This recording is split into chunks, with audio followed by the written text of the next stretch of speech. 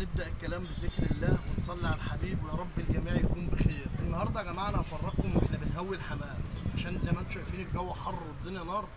هنهوي الحمامتين كده يعني ايه، وهنلم الشويه اللي تحت بالشويه اللي فوق. يعني ايه؟ هنوريكم دلوقتي ونفرجكم. اول يوم هنطلع الشبابات اللي في الشكلات مع حمام الطبليه فوق، هنعودهم انهم يلموا بعض وياخدوا على بعض، ويعني ايه جولة تعارف كده مع بعض، ان دول يبقوا عارفين دول. يلا يا محمد افتح.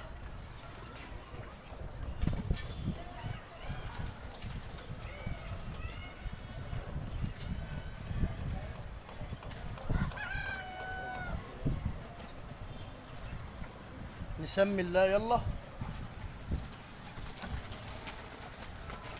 الحمام هيطلع قدامكم اهو يا جماعه.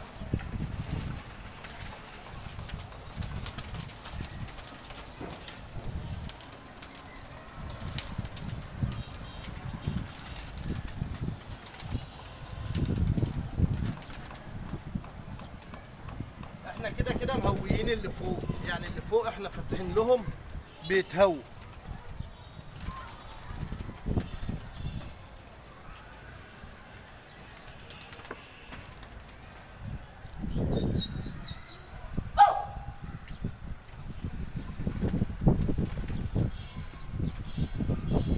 اللي فوق اهم يا جماعه، هتلاقيهم الحمامه محمد لموا بعض اهم اهم يا جماعه، زي ما انتم شايفين اهم.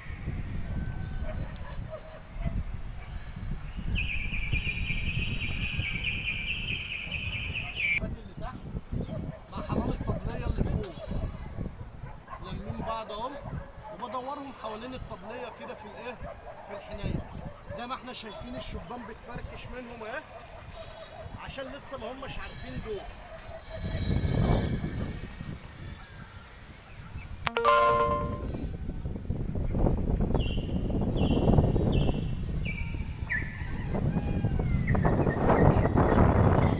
فهم هيبداوا واحده واحده بقى، ونفضل معاهم كده مثلا لمده اسبوع لحد ما يحفظوا بعض ويتعودوا ايه على بعض. ومعظم الجواه بتهوي اهي برضه، يعني بالتالي محدش بيعمل تماسي في الجو ده، والكل سايب حمامه يتهوى كده.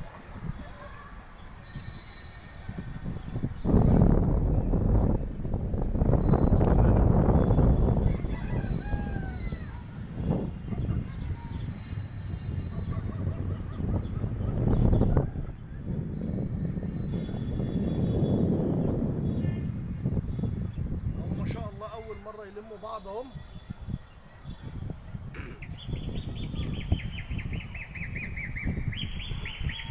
يفركشوا من بعض تاني اهم، عشان هم مش حافظين بعض اصلا. فبناخدهم بقى فتره نقاهه كده، يعني على ما دول يحفظوا دول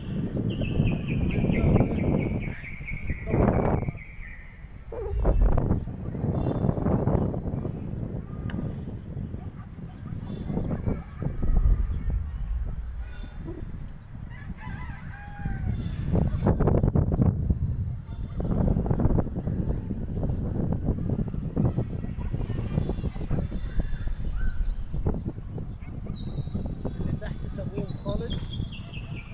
في شويه فركشوا منهم اهم، وفي شويه مع حمام الطبليه.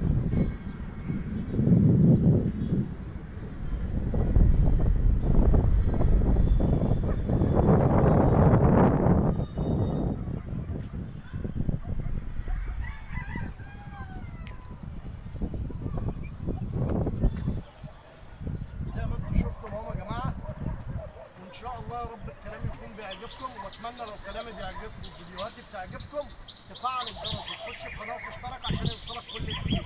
ودلوقتي اقدر اقول لكم السلام عليكم ورحمه الله. سيبكم في حفظ الله.